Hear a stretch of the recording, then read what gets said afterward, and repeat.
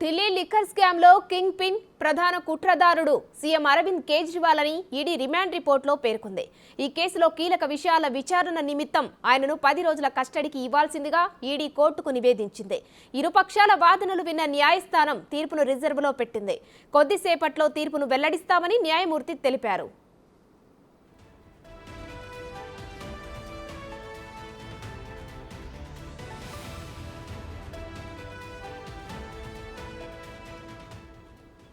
Delhi excise policy రూపకల్పనలో పలు అక్రమాలు చోటు చేసుకున్నాయని ఈడీ తరపున న్యాయవాదులు తమ వాదనలు వినిపించారు.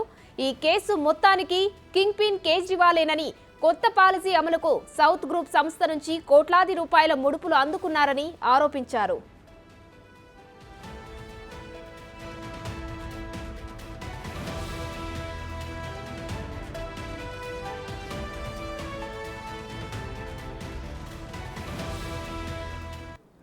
సౌత్ గ్రూప్ సంస్థకు చెందిన కొందరు నిందితుల నుంచి 100 కోట్లు డిమాండ్ చేసి అడ్వాన్స్గా 45 కోట్లను తీసుకున్నారని ఈడీ న్యాయవాదులు కోర్టుకు తెలిపారు.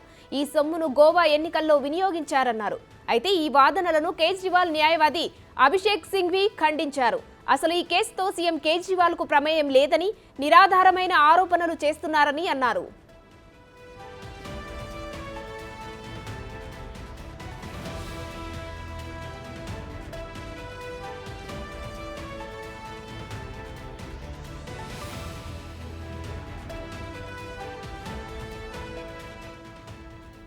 సార్వత్రిక ఎన్నికల్లో లబ్ధి పొందేందుకే సీఎం కేజ్రీవాల్ ని ఈడీ ఇప్పుడు అరెస్టు చేసిందని, ఇంతకు ముందేం చేసిందని న్యాయవాది సింఘ్వి ప్రశ్నించారు. విచారించడానికి అరెస్టు చేయాల్సిన అవసరం ఏమొచ్చిందో చెప్పాలన్నారు. 75 ఏళ్ల స్వతంత్ర భారతదేశ చరిత్రలో ఏ సీఎంను ఇలా అక్రమంగా అరెస్టు చేయలేదని సింఘ్వి వాదించారు.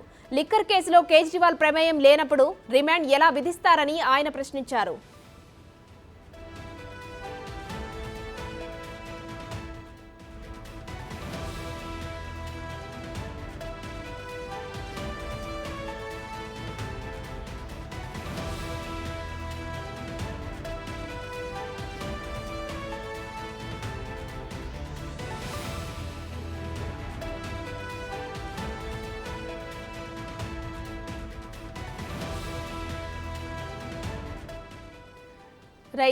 రైట్ ఇక కేజ్రీవాల్ కస్టడీకి సంబంధించిన మరిన్ని డీటెయిల్స్ మా ప్రతినిధి శివ ఫోన్ లైన్ లో అందిస్తారు. శివ, చెప్పండి, కస్టడీకి సంబంధించి 5 రోజులు అయితే విధించింది.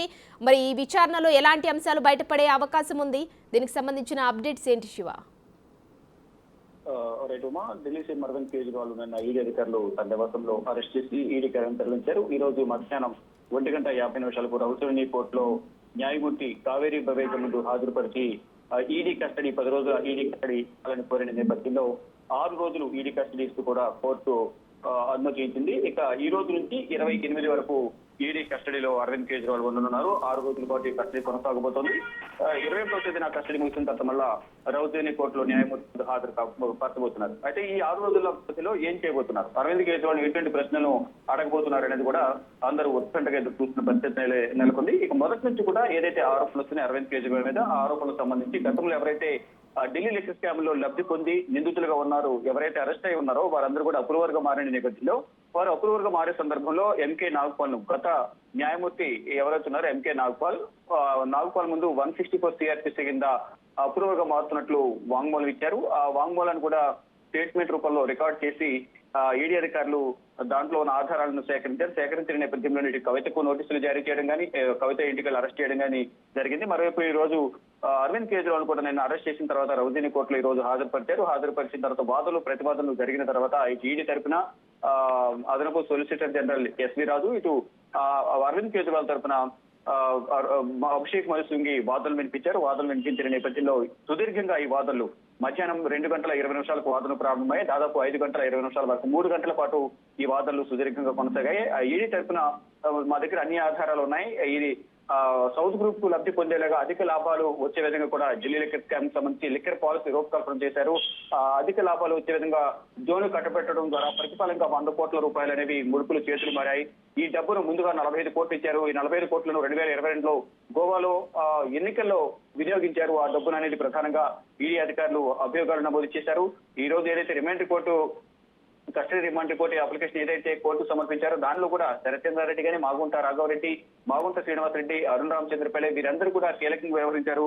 ఢిల్లీ లిక్కర్ స్కామ్ సంబంధించి సౌత్ గ్రూప్ లో వారందరూ కూడా నార్త్ గ్రూప్ లో ఏదైతే సమీర్ మహేంద్ర కానీ, విజయ్ నాయర్, దినేష్ అరోరా, అమిత్ అరోరా వీరందరితో కూడా ఆర్థిక లావాదేవీలు జరిపారనేది ప్రధానంగా ఈడీ అధికారులు అభియోగాలు నమోదు చేశారు. శరత్చంద్రారెడ్డి కీలకంగా వ్యవహరించారు. మరోవైపు ఏదైతే అధిక లాభాలు పొందే విధంగా ఢిల్లీ లిక్కర్ పాలసీ రూపకల్పన ఏదైతే చేశారో దానికి ప్రతిఫలంగా కూడా ఆ సౌత్ గ్రూప్ కు సంబంధించిన ఈ జోన్ల వ్యాపారులందరూ కూడా 100 కోట్ల రూపాయలు ముట్టజెప్పే విధంగా ముందుగానే ఒప్పందం కుదుర్చుకున్నారు. దానికి అనుగుణంగానే 6% రావాల్సిన లాభాలను 12% పెంచి ఎక్కువ లబ్ధి పొందే విధంగా కూడా సౌత్ గ్రూప్ కు ఈ జోన్లను కట్టబెట్టారనేది ప్రధానంగా ఈడీ అధికారులు ఈడీ అభియోగాలు నమోదు చేసింది. దానికి అనుగుణంగానే ఈ రోజు వాదనలు వినిపించారు. కానీ ఇటు అభిషేక్ మను సింగ్ కూడా ఎటువంటి ఆధారాలు లేకుండా లిక్కర్ పాలసీ రూపకల్పన సంబంధించి ప్రభుత్వ పాలసీలో కొన్ని మార్పులు చేర్పులు చేస్తూ ఉంటారు. ప్రతి రాష్ట్రంలోనూ ఇటు ప్రధాని నరేంద్ర మోడీ కూడా ప్రభుత్వానికి సంబంధించిన పాలసీలో మార్పులు చేర్పులు చేశారు. కానీ ఎటువంటి అవినీతి జరగకపోయినా అవినీతి జరిగినట్టు కూడా ఇక్కడ ఆరోపణలు చేస్తూ ఈడీ అభియోగాలు నమోదు చేసింది.